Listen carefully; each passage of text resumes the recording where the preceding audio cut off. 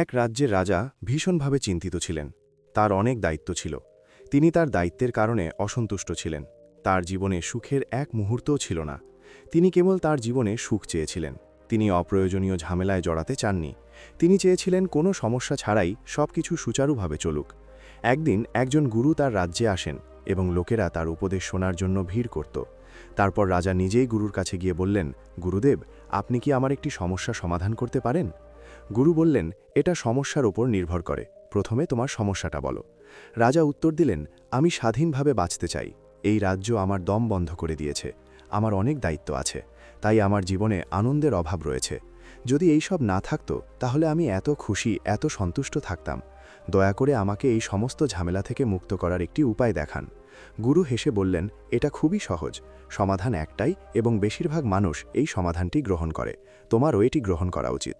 রাজা জিজ্ঞাসা করলেন, গুরুদেব, সমাধান কি তা আমাকে তাড়াতাড়ি বলো। গুরু বললেন, আমাকে তোমার রাজ্য দাও, তোমার দায়িত্ব থেকে নিজেকে মুক্ত করো এবং সুখী জীবন যাপনের জন্য এই স্থান ত্যাগ করো। তুমি স্বাধীন। রাজা বললেন, কিন্তু গুরুদেব, যখন আমার মতো রাজা আমার দায়িত্ব পালন করতে পারবে না, তখন তুমি কিভাবে সেগুলো পালন করবে? তোমার জীবনও দুঃখে ভরে যাবে। গুরু বললেন, কোনো সমস্যা নেই, আমি কষ্ট সহ্য করব। রাজা গুরুকে তার রাজ্য দিতে রাজি হলেন। তিনি রাজদরবারে সকলের সামনে তাকে রাজা হিসেবে অভিষেক করলেন এবং রাজ্য ত্যাগ করলেন। সে কিছু টাকা সাথে করে নিয়ে গিয়েছিল। সে নিশ্চিতভাবে জীবনযাপন করতে চেয়েছিল। কোনো চাপ নেই, কোনো ভয় নেই, কোনো চিন্তা নেই। সেই টাকায় 1 বছর ধরে রাজার হিসাব সুষ্ঠুভাবে চলছিল। কিন্তু ধীরে ধীরে টাকা ফুরিয়ে যেতে শুরু করে। রাজা ভবিষ্যতে কিভাবে বাঁচবেন তা নিয়ে চিন্তিত ও উদ্বিগ্ন হয়ে পড়েন। তাই তিনি অবশিষ্ট টাকা দিয়ে ব্যবসা শুরু করার সিদ্ধান্ত নেন। তিনি একটি ছোট ব্যবসা শুরু করেন। কিন্তু সেই ব্যবসার ফলে এত লোকসান হয় যে 5 মাসে তার যে টাকা খরচ হতো তা মাত্র 1 মাসের মধ্যেই শেষ হয়ে যায় এবং রাজাও ঋণের বোঝায় ডুবে যান। ঋণ পরিশোধের জন্য তিনি তার সবকিছু বিক্রি করে দেন এবং তাকে রাস্তায় ফেলে রাখা হয়। এত কষ্টের মুখোমুখি হয়ে তিনি চিৎকার করে বলেন, এই দুঃখগুলো আমাকে ছেড়ে যাচ্ছে না কেন? তার কাছে খাওয়ার জন্য টাকা ছিল না। এক রাতে তিনি ক্ষুধার্ত ছিলেন।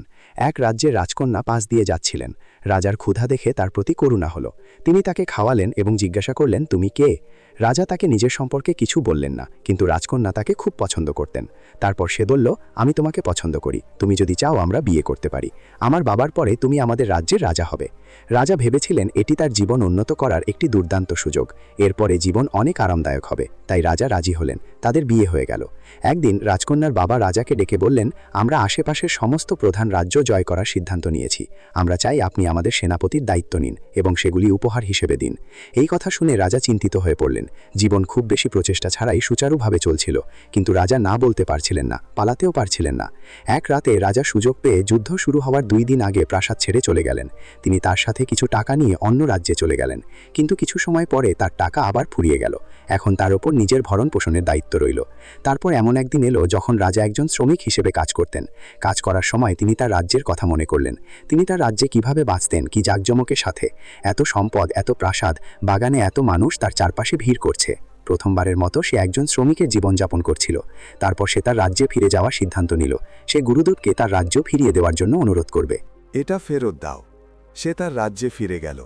সে দেখতে পেল যে রাজ্যের চারদিকে সমৃদ্ধি। রাজ্যে নতুন নির্মাণ প্রকল্প চলছে এবং সবাই তাদের নতুন রাজার প্রশংসা করছে। রাজ্যের সীমান্তে একটি শক্তিশালী সেনাবাহিনী দাঁড়িয়ে আছে, যারা সর্বদা তার রাজ্যকে বহিরাগত আক্রমণ থেকে রক্ষা করে। এই সব দেখে সে সরাসরি গুরুর কাছে গিয়ে বললেন, গুরুদেব, আমি এই পৃথিবীতে সুখ পাচ্ছিলাম না। এখান থেকে পালিয়েও সুখ পাইনি।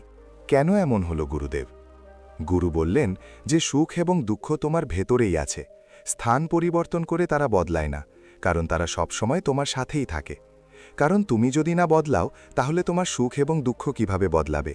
যারা তাদের দায়িত্ব থেকে পালিয়ে যায়, দায়িত্ব সবসময় তাদের তাড়া করে। তারা কখনো তাদের এড়াতে পারে না। কিন্তু যারা তাদের দায়িত্ব পালন করে এবং বোঝে, তারা তাদের শক্তি হয়ে ওঠে এবং তারপর তাদের পালাতে হয় না। গুরু একটি পাখির বাসার দিকে ইঙ্গিত করে বললেন, এই পাখিটা দেখো, এটা এমনভাবে বাসা বানায় যাতে তার বাচ্চারা এতে নিরাপদে থাকতে পারে। যদি সে এই দায়িত্ব থেকে পালিয়ে যায়, তার বাচ্চারা কি বেঁচে থাকবে, নাকি সে নিজেই বেঁচে থাকবে? যদি আজ এটি নিরাপদ থাকে এবং তার বাচ্চারাও নিরাপদ থাকে, তবে এটি এই দায়িত্ব পালনের কারণে, এটি তার কঠোর পরিশ্রমের কারণে। আপনি এই পৃথিবীতে যাই করুন না কেন, দায়িত্ব বা কর্ম কখনো আপনাকে ছেড়ে যাবে না। আপনি রাজা হন বা ভিক্ষুক, যদি আপনি আপনার অন্তরকে রূপান্তরিত না করেন, তবে একজন ভিক্ষুক রাজার মতো একই কষ্ট ভোগ করতে পারে। এবং যদি আমরা ভেতর থেকে রূপান্তরিত হই তবে একজন ভিক্ষুকও রাজার মতো একই সুখ উপভোগ করতে পারে। পালিয়ে যাওয়ার ফলে কিছুই অর্জন হয় না। আপনি যা করতে পারেন তা হলো সারা জীবন দৌড়াতে থাকুন এবং আপনার সমস্যাগুলি আপনাকে তাড়া করে বেড়ায়। তাই নিজের মুখোমুখি হন, নিজের মুখোমুখি হন।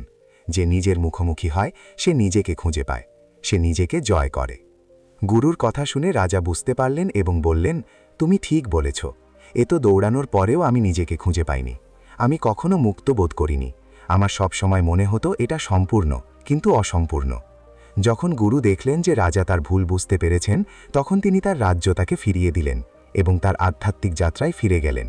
কখনো তোমার দায়িত্ব থেকে পালিয়ে যেও না, তা তোমার পার্থিব জীবনে হোক বা অন্য কোনো জীবনে, উদ্দেশ্য ছাড়া। অন্যথায় সময় কখনো ফিরে আসবে না। এখন তুমি যে সময় দৌড়ে কাটাও তা নিজেকে গড়ে তোলার জন্য ব্যবহার করা যেতে পারে। বন্ধুরা, আমি আশা করি তুমি এই গল্প থেকে মূল্যবান শিক্ষা পেয়েছ। তোমার কেমন লেগেছে দয়া করে মন্তব্য বিভাগে আমাদের জানান এবং এই গল্পটি তোমার বন্ধুদের সাথে শেয়ার করুন, যাতে তারাও এটি থেকে কিছু শিখতে পারে। তাই অন্য একটি ভিডিওতে দেখা হবে। ততক্ষণ পর্যন্ত সাবধান থেকো।